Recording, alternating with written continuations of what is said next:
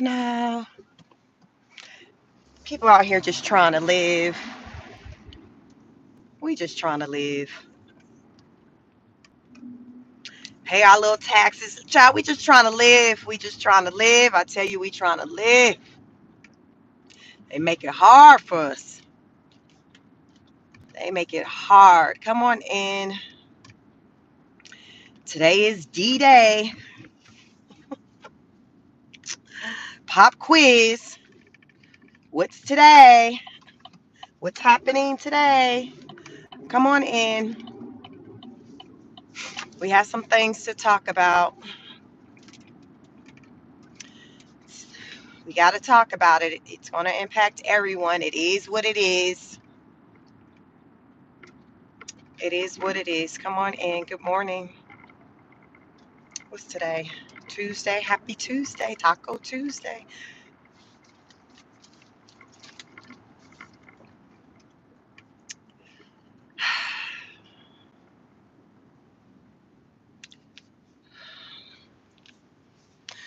So, we already been talking about these people who ain't got no job, child.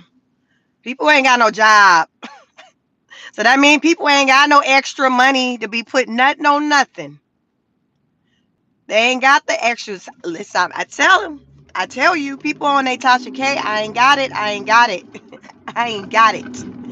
Listen, I ain't got it. And that's basically what Canada's message to the U.S. is. Listen, player, Trump, I ain't got it. I ain't got it. You ain't getting it. It is what it is. You want to do this? We gonna do this. So yesterday, Trump did a press conference during his, and the the reason behind the press conference was to introduce or inform America of this company that will be coming here. I think it still falls underneath tech. It's a business. They make these chips that goes into electronics. Well, the manufacturer is going to come here, and it's I guess the benefit of that company is that, coming here is that they won't have the tariffs, which is what Trump is saying he's going to apply to Canada and Mexico effective today. So this business owner is like, hey, I'm excited. I'm excited to come because I won't have to, have the 25% tariffs. I'll come over here and manufacture my product here. Bet. Trump wants to apply that same pressure to other countries as well in hopes that they comply. And some of those countries are bucking like, I don't want to come over there, Trump. And no, our country is not for sale. I was listening to some guy talk about the situation. I guess is his name David Ford, and behind him he had a banner. So he's over in Canada. He got some position. He over there in Canada. Behind him he got this sign that says, "Canada is not for sale." And I just cracked up because everybody Trump is trying to take over Canada. He wants it to be like the 51st state. And they're like, sir, player, it is not for sale. It's not for sale. So that is what was said. That's what the back of the banner said. So I'm trying to listen to him and I'm like, what that banner say?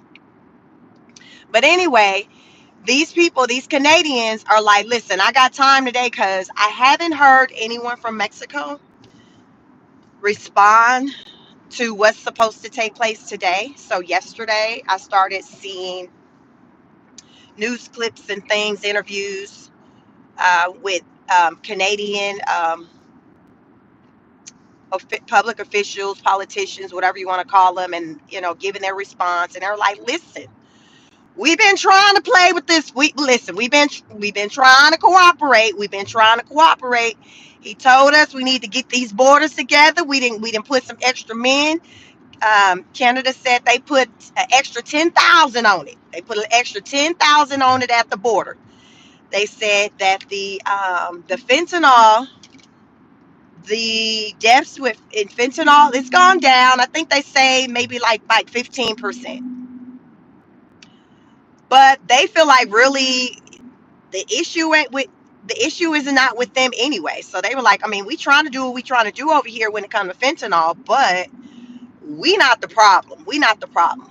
So they feeling like President Trump is putting a lot of weight on them to resolve this issue centered around fentanyl when they're like, okay, it's coming from different places. We might have a little something. I think one official said 1%. Like he felt like only like 1% or something of the issue or whatever dealing with fentanyl was coming from them. Nothing big. So he's like, whatever. I don't know what he talking about. But they like, listen, we try to, do better at the borders. But with the F, like, what else do you want from us? What do you want from us? We're not trying to set up shop and just move over all of our operations and things over to the USA.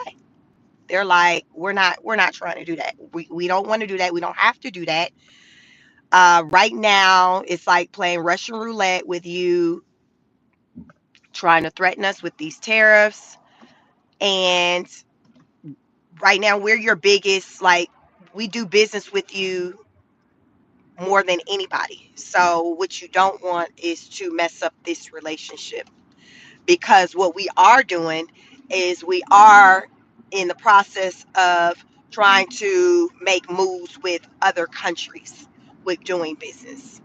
So therefore, the USA isn't like the primary place where I guess they do business. They still want to do business with the US as far as with sending over goods here, allowing for Americans to have goods sent over there.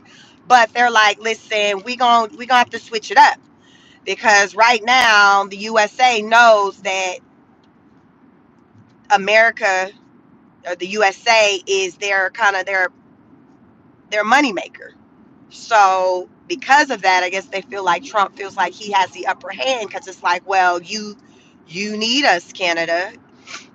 We do business with you more than any other country, so it will behoove you to get in line and to adhere to these suggestions. And so Canada is feeling a certain type of way, because they're like, okay, you want to assess 25% tariffs on us. Okay, okay. But you know what? We can do the same. We can do the same. We going to hit back harder. You saying you coming back? You coming at us like this? Okay, well, we going to hit back. We going to hit harder. And we are going to assess tariffs as well, because there are goods, American goods, that go over there that are sold, that are on their shelves, like, liquor, just different things. But I saw that they were saying that if this 25% tariff takes effect today, they were going to be removing, like, liquor, the liquor and things that are, I guess, manufactured here, that come from over here. They were going to remove them from their shelves.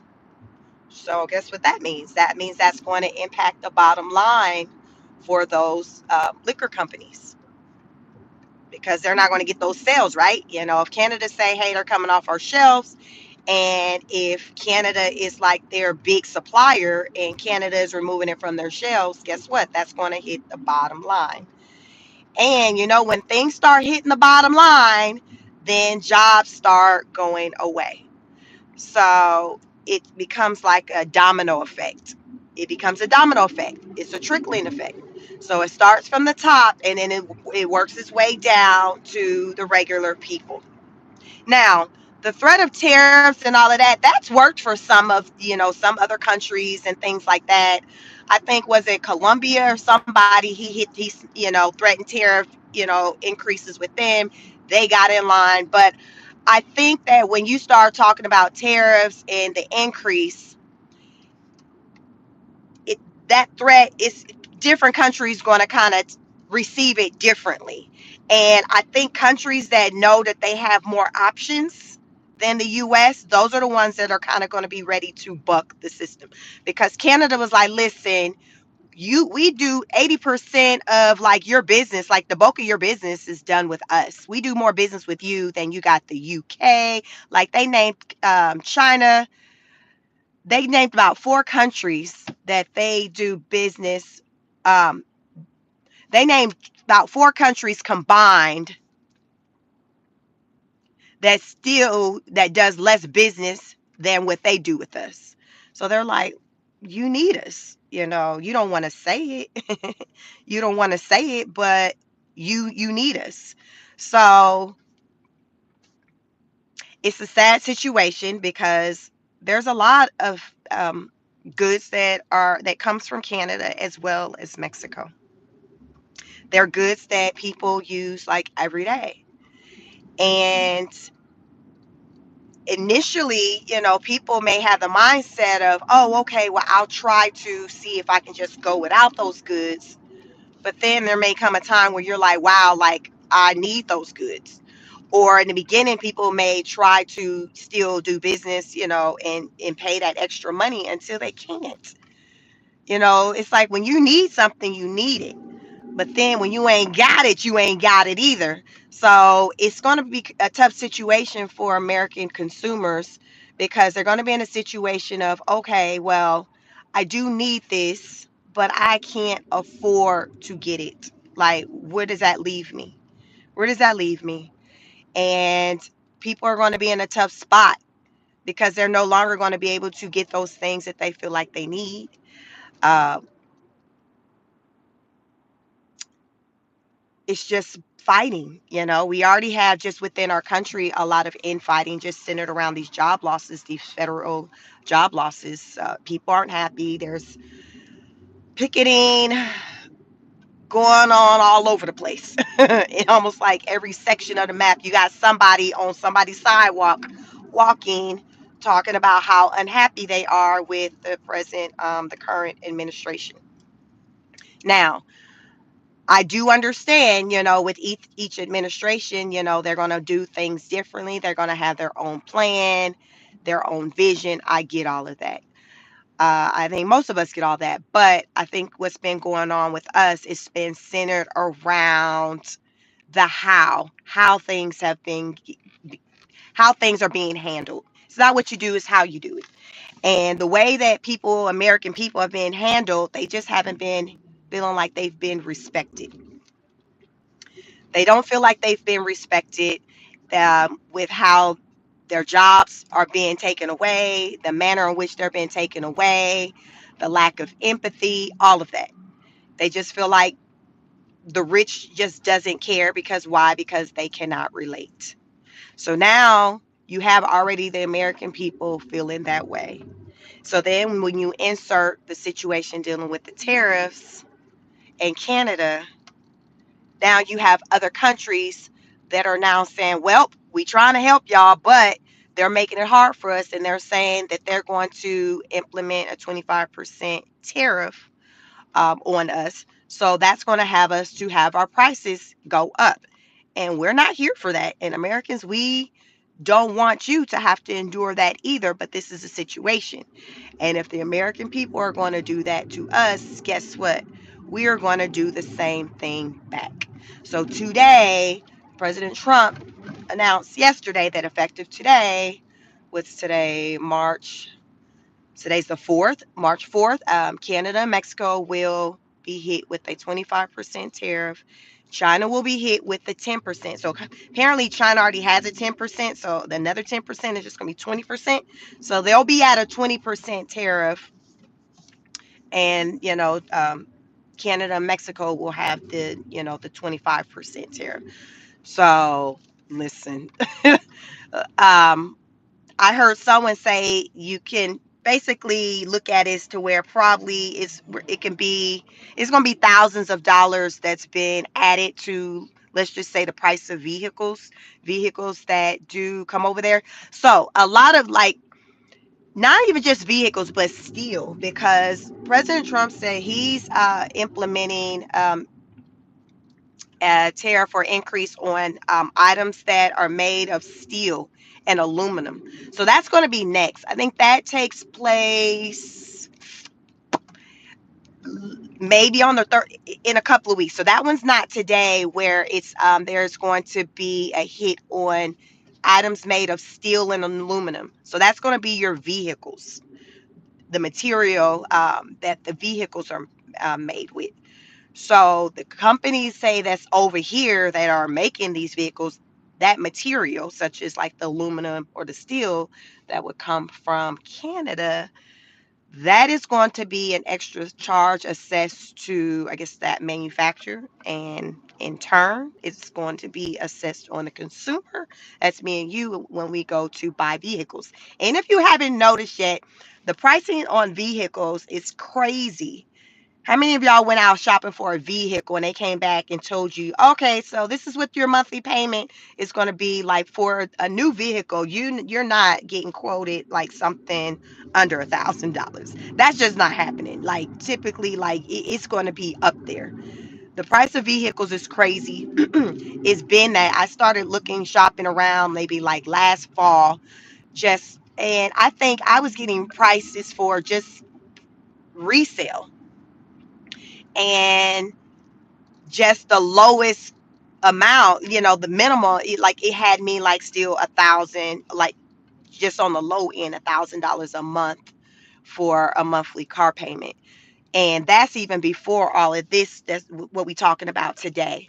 So you can expect, I would say, after all of this is said and done, if the tariff and all of that, the tariff shenanigans, if that kind of goes on, you can expect probably for like, yeah, these car notes and things like that, probably for your brand new vehicles with little to no money down. I'm talking probably like less than 5,000 down. Probably expecting probably for these car payments to be about $1,400, the cost of a mortgage. That's what you should expect to pay for a vehicle, as far as for your monthly payment with these new changes. Now, President Trump has been known to change his mind, like he did, 30 days ago when he decided to not hit Canada and Mexico with the 25% tariff increase. He gave an extension, like, hey, give you 30 days, we'll come back and we'll just see what happens. Um, Whatever happened in these past 30 days, it wasn't enough, to have Trump satisfied. And I suppose Canada and Mexico didn't come back and say, hey, we want to go ahead and continue to play ball. That just didn't happen. So that little situation or whatever deal that was on the table, it expired last night, at midnight. So as of today, President Trump says those 25% tariffs will be applied. And I can tell, it has the Canadians shook. They're not here for it, but they are ready to react. They are ready to react, and they are ready to react in a way that they say that our economy, our country is not going to be ready for. And it's like, can you blame them? You're naturally going to go in defense when you feel like, okay, well, someone's coming at me, so I'm going to put my guard up and go on defense. Like, so it's a natural reaction. So I'm not really mad at how Canada is responding as it pertains to the USA, because I feel like we would respond the same way if another country threatened us with something that they feel like they have over our head. I feel like we would respond the same way. It's just going to come down to who's going to feel it more, the Canadians or the Americans with the tariff war. Who will feel it more? Because we will definitely feel it. Will we overcome it? I mean, I'm sure we'll overcome it. We'll work through it. It is what it is. We have no other choice. We'll work through it. But we will feel it, as I call it, growing pains. We're going through a lot of growing pains right now with a lot of changes, and we're just going to have to work through it. President Trump wants these countries to start manufacturing their goods here. And to him, the reason why that is beneficial is because it brings jobs here. It helps the American economy. So he'd rather these businesses bring jobs over here if they're going to use Americans as consumers. I get it. But a lot of these countries don't want to do that because it costs more for them to operate over here. It costs more. They'll make their money, but they're paying more in operational costs. And Business 101 would keep operational costs low, so therefore you can retain the most money after everything, after you pay out whatever you need to pay out. So that is always your goal as a business person. That should be your goal. And so these companies, that is their goal as well. So Trump's like, okay, I get that, but you can still make a good amount of money and still keep most of your money versus paying it out. It might be less, you might be paying out more than what you used to, but in return, we'll take care of you by not assessing tariffs on your products when they're coming into our country. So that's the trade-off. What you want to do. So yesterday, he had a businessman with him who said, "Hey, sign me up. I make a lot of money. This is going to be some like guy who makes chips that goes into like electronics, things like that." And he's like, okay, he already started doing business over here. I think maybe around 2020, he started, doing some business here in Arizona, made some money. And he's like, listen, I see, I can make some real money over here. So bet, sign me up. I'm going to do it. I'm going to do it. I'm going to do it. So this guy is bringing his business over here. You can look it up. It's some business. Can't think of the name. But he's bringing his business over here probably this year, and Trump said it's going to bring create about 20 to 25,000 jobs because it's going to be a manufacturing company, so they'll need workers. So that's coming. And the guy was all smiles as he stood up there next to Trump yesterday during the announcement, and he's like, "Listen, I feel like it's a win-win. It's a win-win." So Canada, like, whatever, we ain't trying to do all that. We're not trying to have you to control and dictate how we operate. We're not doing that. We don't do that to you, so we don't want you to do that to us. So if you're saying that the only how we can do business together is under these terms, these conditions, then we just gonna have to move around and do something different. We're gonna have to start exploring other options. And that's what they're doing. They're having conversations with other countries about, you know, importing their goods into their countries and not just simply just relying on just the USA to purchase their products. And it's a lot of products, it's a lot that comes from Canada and Mexico both. I'm curious to see today what Mexico will say. What they have like a woman leader over their president, to see what she'll have to say about it, because they've been quiet. They've been quiet, but today is the day. And Trump, he may broker another deal with them. I don't know, but yesterday he said it with his chest and said, "Listen, time's up. Tomorrow, these tariffs will be applied, and there will be more to come down the line." It's on a schedule with how he has them scheduled to come out to the hit these to impact these countries. It's not all rolling out at one time, but there are multiple hits that's going to happen as a result of Canada and Mexico not wanting to play by his rules. I think he still probably feels like they can probably do more when it comes to the border. They have done something, but he still wants them to do more when it comes to the border, because the drugs coming into our country is crazy, and he feels like it's it's coming in at the border. Like, y'all need to do y'all part on your side when it comes to the border, just as we are doing our part. I think today there's going to be a lot of talk about it. There's going to be a lot of talk about it. We'll see. There may be a press conference had about it today, since today is the first day, to because American people are naturally concerned, which I get it.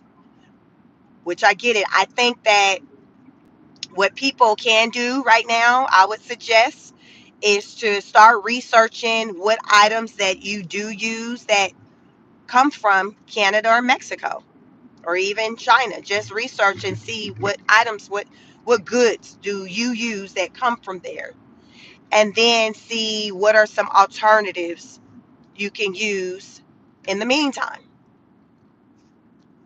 What are some alternative? What are some other products that you can use to where they may be manufactured in other countries? Because most of these things we got, like, it's not just coming from one place that can do it. There's other places. Now, your favorite brand may come from one of these places, but we typically always got more than one. We got options usually with just anything that we use. So these are those times where we got to do our homework, honor students. Listen, I like to call us honor students because we got to elevate. We got to ask questions. We got to seek out answers.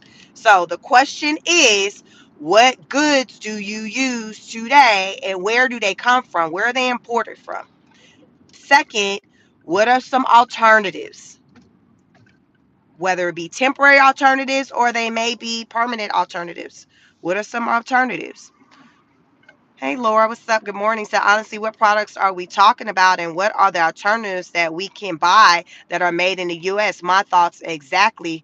Like, the alternative is just going to come down to, like, what you use. So, if there's um, a particular brand that you use, if there's a brand that you use and you see where that brand comes from. Where does that brand come from?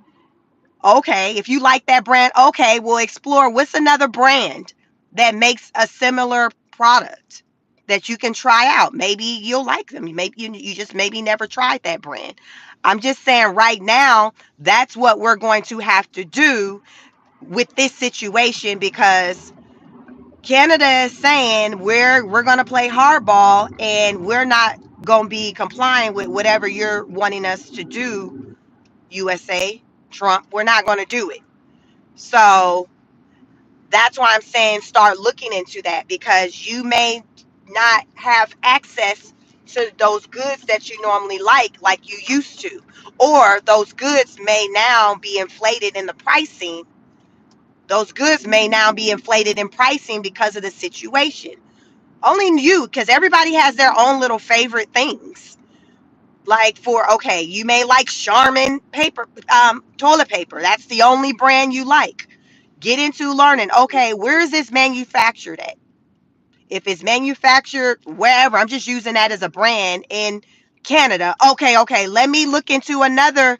Let me look into another brand and maybe try them since it's not made in one of these places, that has this tariff war going on right now. So this is just an example I'm giving of what people are going to have to do in order to save money right now, because this is what's going on. This is what's going on. So I don't know how quickly you're going to start to see that price hike in these goods, because right now some of these goods that come from over there, we got a lot of them. It's already over here. So where you're going to feel the impact is when the inventory that's already over here in the US runs low and it has to be replenished, and those businesses, whatever, have to go back and place another order. So when they go back to place another order to up their inventory, that's when there's going to be a change in the cost from their previous order. So I don't think right away we'll probably we'll feel it because we got a lot of that inventory already here. So it's already here. So they'll sell it at the price that it's normally sold at. But when it's time to replenish that inventory and these businesses have to pay, let's just say Walmart. Let's just use Walmart as an example. Walmart would be a distributor. So when a distributor has to replenish and go and get more inventory to put on their shelves, they're going to pay higher costs.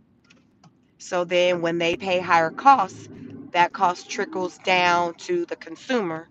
So on the shelf, instead of paying, let's just say for the pack of 24, $13 for the toilet paper, you may be paying $16 for the pack, the pack of toilet paper. You see that's kind of what's going to happen. That's why I say we got to research and see what types of brands and things. Because I'm just kind of talking about things, I can't get into all the details like that with you all with that because I don't have my laptop. I'm just driving and just talking with you all. But these are things that has to be done in order for you to know how it's going to impact you, because how it will impact me and how it impact you, it will feel it differently because not everyone shops the same. Everyone don't shop the same. So based off of how you shop, you'll feel it differently than how I shop, because there are some things that maybe impacted and I don't even utilize those products. Or I'm not shopping in the market for a vehicle, so that may not matter to me. Whereas somebody else is like, oh snap, I need a vehicle like now. I gotta go buy my child a vehicle. Like, oh my God, these cars are gonna go up in price. You see? So we have to ask ourselves, how is the situation with these tariffs going to impact me, my household, my livelihood, jobs? It's going to impact pretty much everything, really. It's just a matter of the severity. How severe will the impact be for you and your family? And you'll end up seeing it or feeling it over time, but right now you can at least research and see what are things that specifically come out of Mexico and Canada and even China. And right now, like I said, Canada's the only one who's talking, and they're mad. They're in their feelings about it. I've listened to probably like three or four different leaders or politicians over there talking about how we are not going to be ready for their retaliation. They're like, listen, we can go up on prices too, and it's just going to hurt the American people, because we do a lot of business with US and we hate to do it, but we got to do what we got to do. We got to do what we got to do. We got to fight back. This is not going to be a one-sided war at all. It's going to get ugly. That's what they're saying. They're like, listen, it's going to get ugly. Hopefully it won't come to this, but if it does, it is what it is. And we're going to stand 10 toes down, and we're going to, we're not going to be bullied to move the way President Trump wants us to move. This is the energy that they're coming with as of last night. So today is the first day.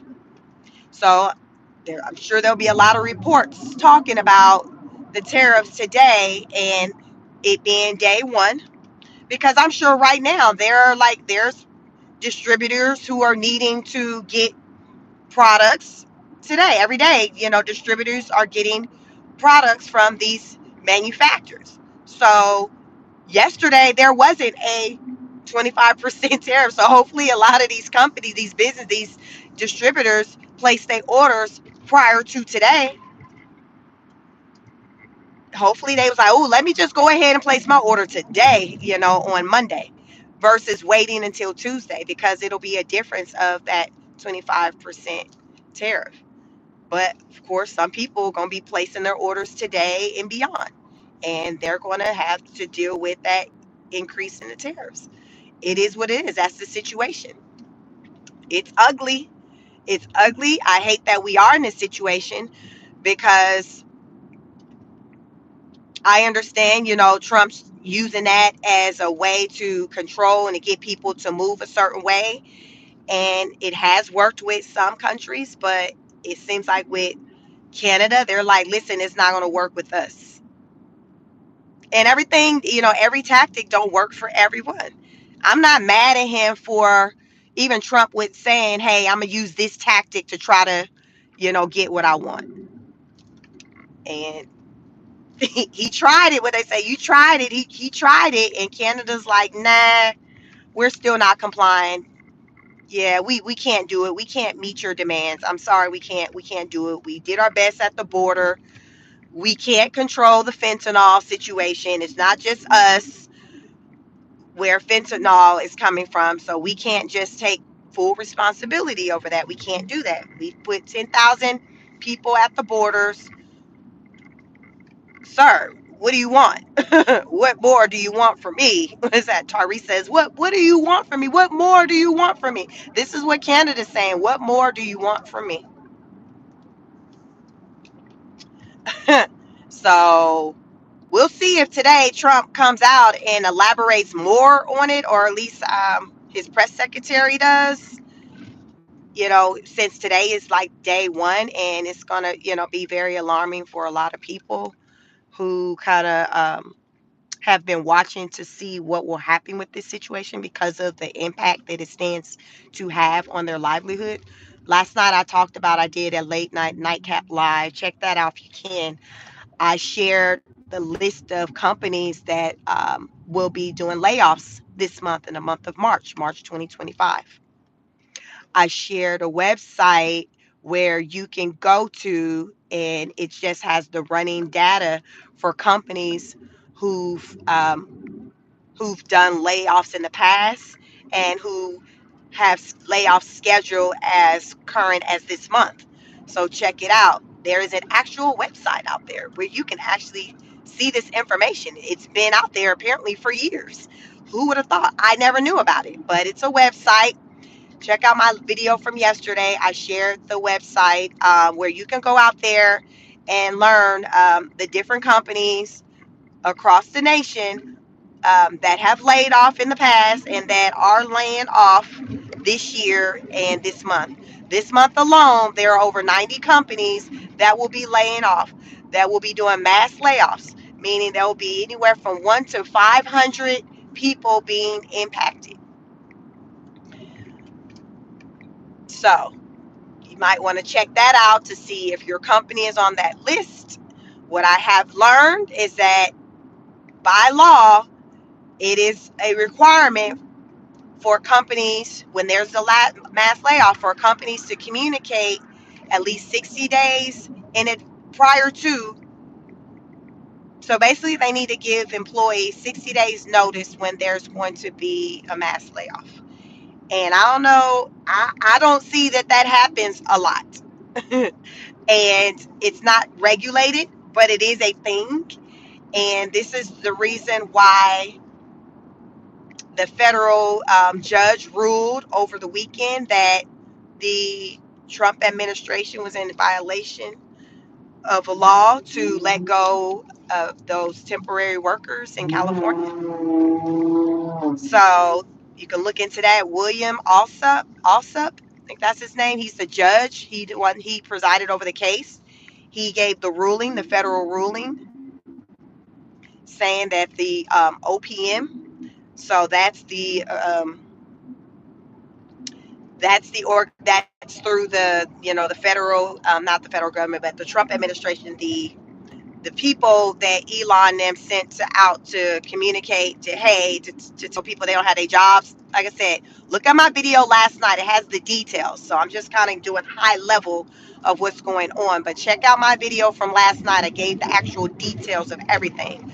But basically, instructed.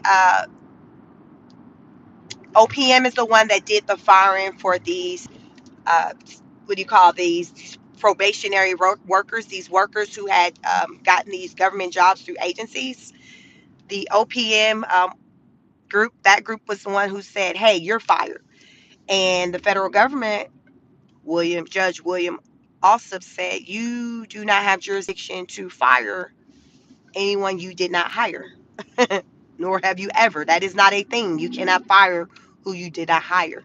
So he overturned, that ruling for those people to have, to be without their jobs. I think it was about 6 people who were impacted um, through this particular firing, as far as with these temporary, not, I don't want to say temporary, but they were probationary workers.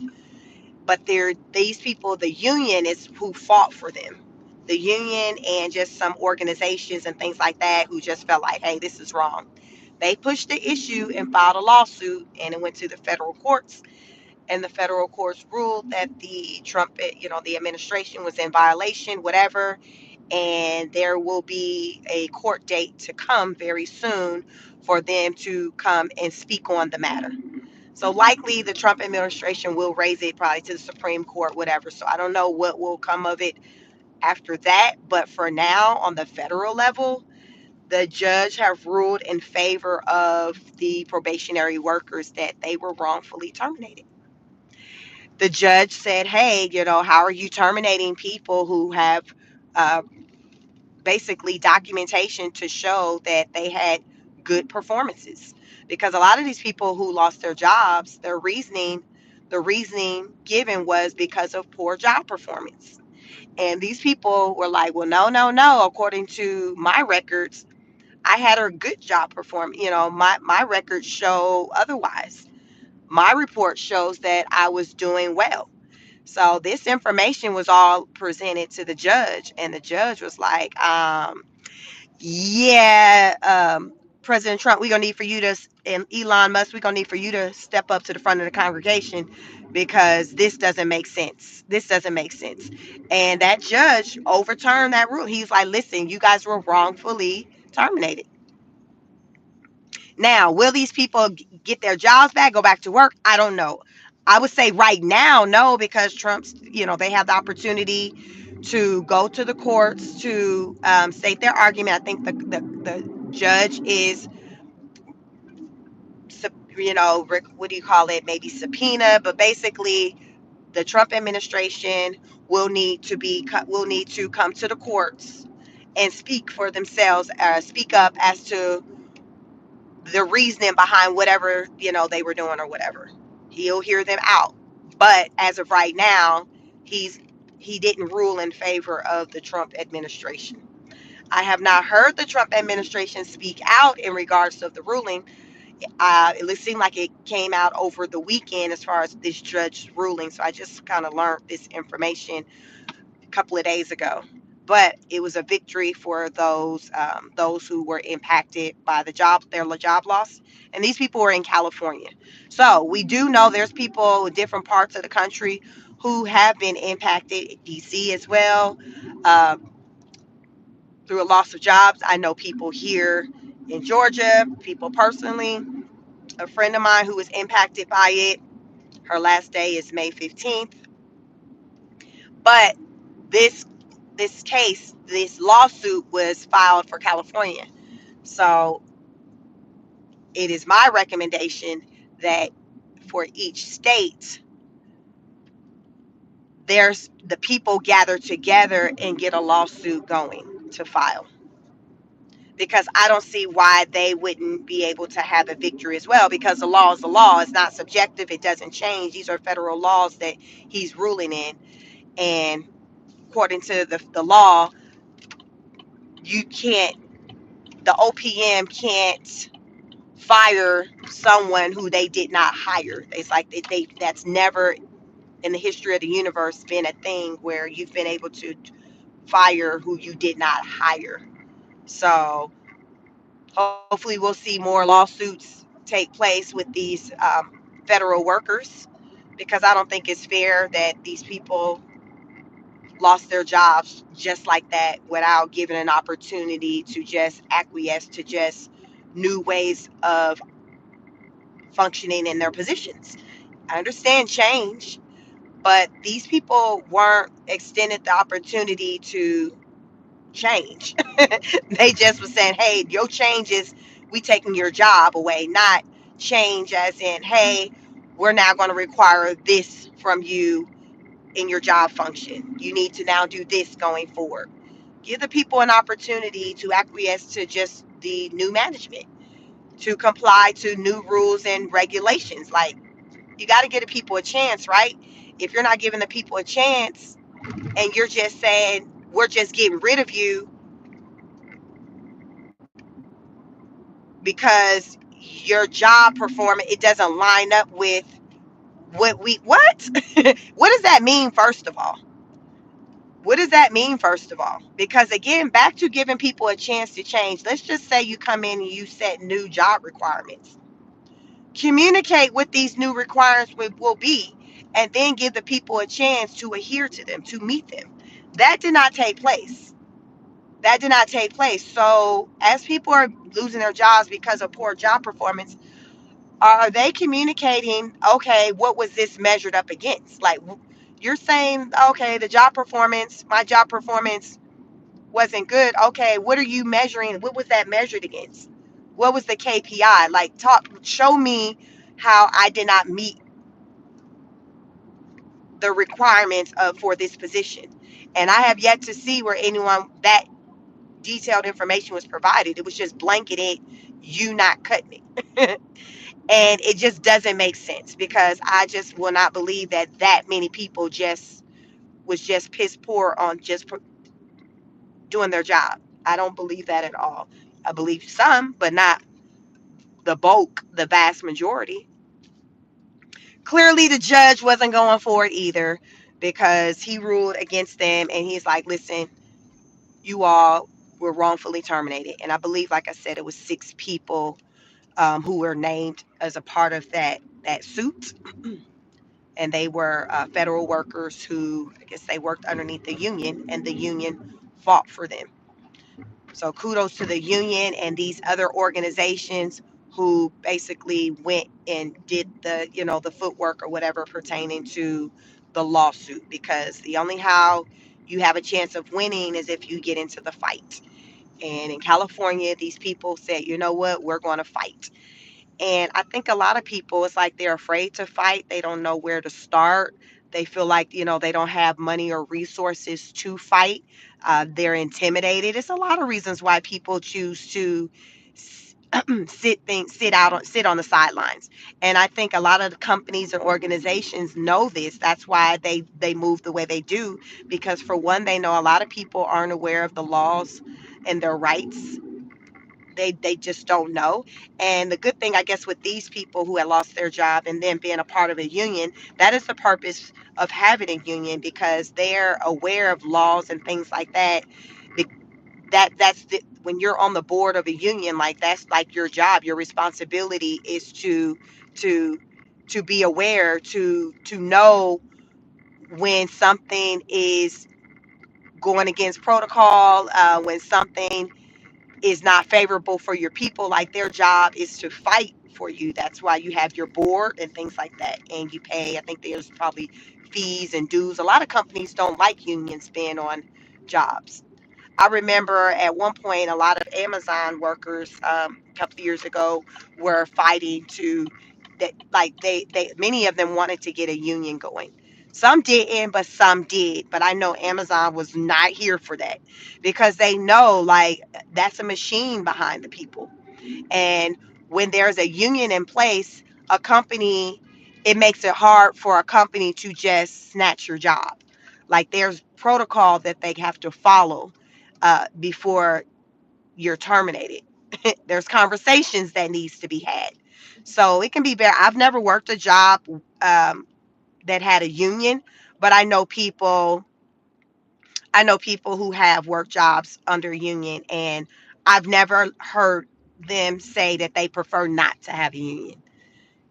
It seems like, it's a good thing, and for these people in California, it shows it's a good thing, because that union fought for them and they were able to win.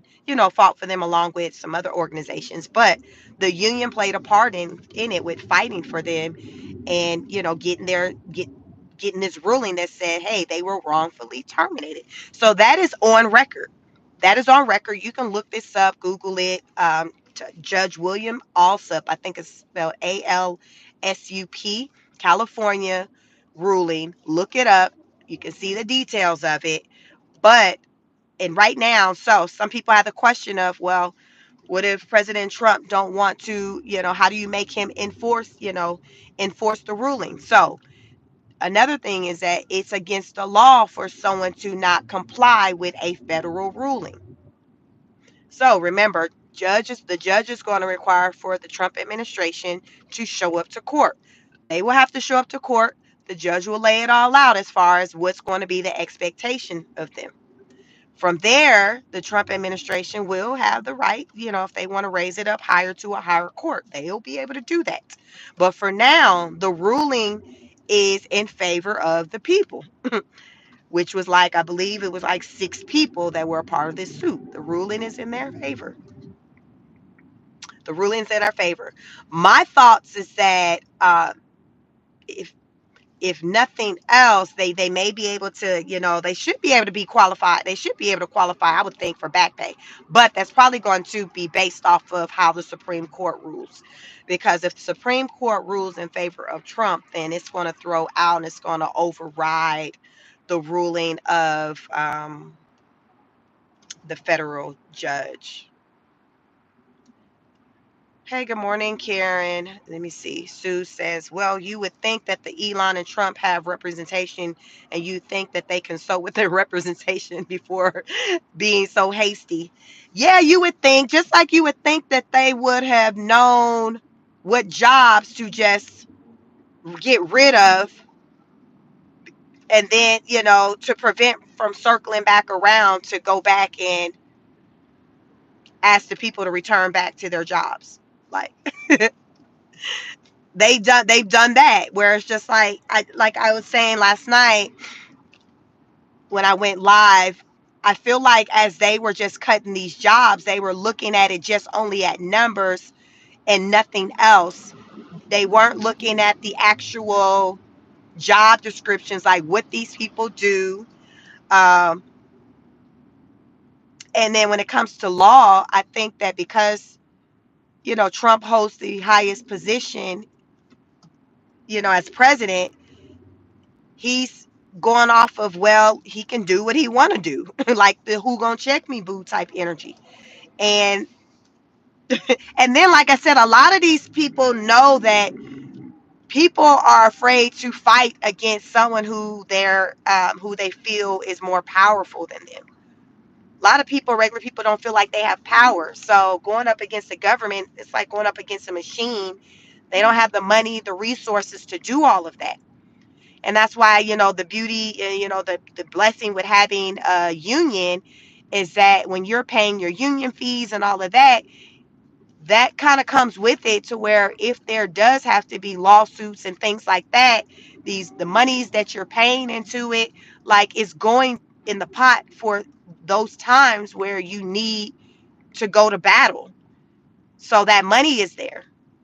So with the California case, with those workers who were like, they were wrong, feel like they were wrongfully terminated, the union was like, hey, we're going to fight this. And there was money and resources there for them to do that. So I think a lot of times the powers that be, the higher up, the rich, these companies, they know that your average person don't have the resources to do that. They don't have the time to go and just spend with going back and forth to court hearings. They have responsibilities. So the people just find it just easier to just move on with life and just find another job versus putting up a fight. And that's where people get taken advantage of. That's why I learned, yesterday during my research, that it is a federal law for these companies when they're doing mass layoffs to provide a 60 days notice. And I feel like if more people took these companies to court, you'll have more companies complying with that law. We'll have more people, more companies complying, but they know that people aren't forcing their hand, because this isn't a law that's regulated, that's monitored. It's a law that's on the books, but there's no one monitoring it to come and tap the business owner on the shoulder and say, hey, you didn't do this the right way. No one's doing that. No one's monitoring it like that. The only how it's known that that business owner isn't doing what they're supposed to do is if someone files a lawsuit saying, hey, they didn't do this right. Then that's when the investigations start. But if no one does that, then it goes unnoticed. So there's this website out where companies, if they know they're going to be doing a mass layoff, they'll communicate that information out. They'll follow protocol, and that information is tracked on this website. warntracker.com. I believe that's the name of the website. Warn, WARN tracker, TRACKER.com. And you can do a search on there of the companies who have announced layoffs in the past and who will be announcing and who will be laying off in the future. And there are a lot of companies. There are a lot of companies out there who announced beforehand, announced back before March that they were going to be laying off employees during the month of March. And the month of March is here. We are now day four into the month of March. So we will start to see these layoffs. Some of them probably have already started because when you go to the website, it'll actually show you the exact day that the layoff will take effect. Very resourceful website for you to kind of stay in the know as it pertains to these companies laying off. Because when you know, it allows for you to kind of better prepare. And say for those who may be in the job market, to me, I think it would be a great place to go and look if you are in the market for a job, because you can go and research and see if, see what companies are currently laying off. That may likely be a company you don't want to go and try to apply for. But there's a lot of companies who are laying off on the list of 90 plus. Most of the companies I'd never heard of. No surprise though, because these are businesses from all across the U.S. But big names that I did see on there were like Walgreens, CVS, Amazon, Kaiser. Who else did we see? I think Bloomingdale's, Macy's. Um, There were a lot, and I'm sure if you look at the list, there'll be companies you'll recognize.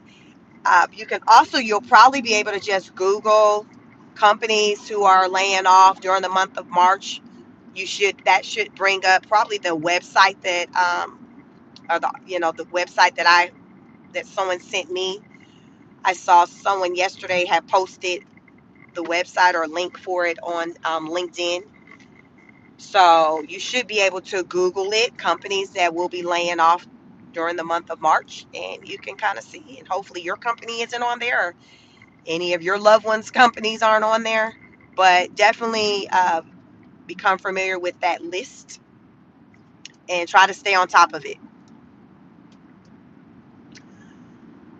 Try to stay on top of it. Hopefully, as we're hearing about all these companies that are doing layoffs, we'll start to hear more about companies who are hiring. It's like, is that a thing? We hear so much about these companies that are doing layoffs, but we're not having conversations or about, hey, who's hiring? Who's hiring? I just haven't been in a conversation about that in so long.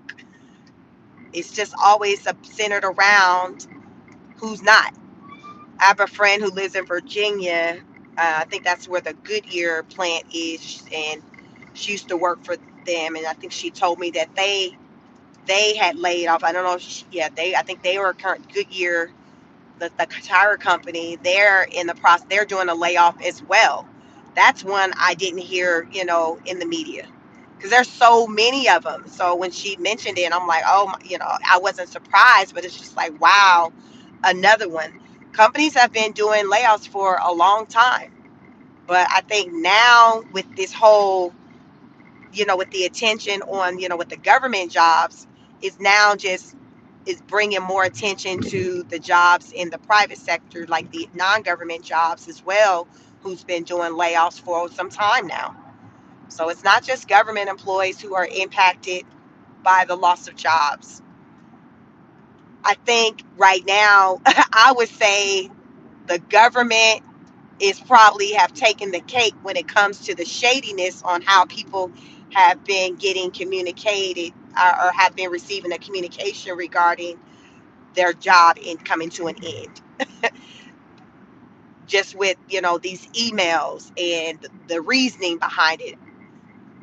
I don't know who's been worse. I know Zuckerberg, at Meta, he did a pretty big layoff too recently. And, you know, it wasn't, people wasn't here for really how he did it as well. But these are the times we are in, and the best we can do is to just try to just stay aware as far as what's going on, as far as within whatever industry that you do work in, looking at trends, just doing your research. That's just the best that we can do, is just do your due diligence, do your research, ask questions, seek out answers, listen to, news outlets, whatever. I don't watch TV. I'll typically listen to just different news outlets on the internet, in particular YouTube. But it's very beneficial because it allows for me to kind of know what's going on just in different parts of the world, and in particular just here, just within the country I live in, because you need to know what's going on so you know how to navigate. And not everything you can prepare for. You can't prepare for everything, but by you being aware of what's going on, to some degree it can help you to where you can kind of start to wrap your mind around the potential of things taking place versus being caught off guard. Because a lot of people have gotten caught off guard when it's come to a lot of things, especially centered around their jobs. They're like, wait, I wasn't ready. Like, I didn't know it was going to be this bad. Like, we don't even hear, to me, the job loss situation have just overshadowed just even the situation with the immigration. Like, at one point, a couple few weeks back, immigration, which it was heavy. Immigration is immigration that. But now everything is centered around the jobs. Everything is centered around job loss. And those jobs are impacting the actual citizens. So you got non-citizens being impacted by getting rounded up and shipped on out of here or whatever. And then you got the American citizens being impacted by job losses. So it's like everybody can get it. It's like everybody is being impacted in some type of way. That's why you're hearing all, this talk about the cost of eggs. That's just an example of one type of good. So when I went to the store yesterday, I looked at the price of eggs. The price of eggs in my community, and I live in Georgia, in outside of the city, outside of Atlanta. So I'm in like Metro Atlanta. The cost of eggs on the high end was $13, and this is for a dozen. On the low end was 5. So that's the range. So as you hear about the talk of eggs and goods, take into an account the regions where people are living, because you're not going to see the same impact everywhere. Everyone's not going to be hit the same, like with the cost, because of the cost of living. For example, New York, they're saying, hey, eggs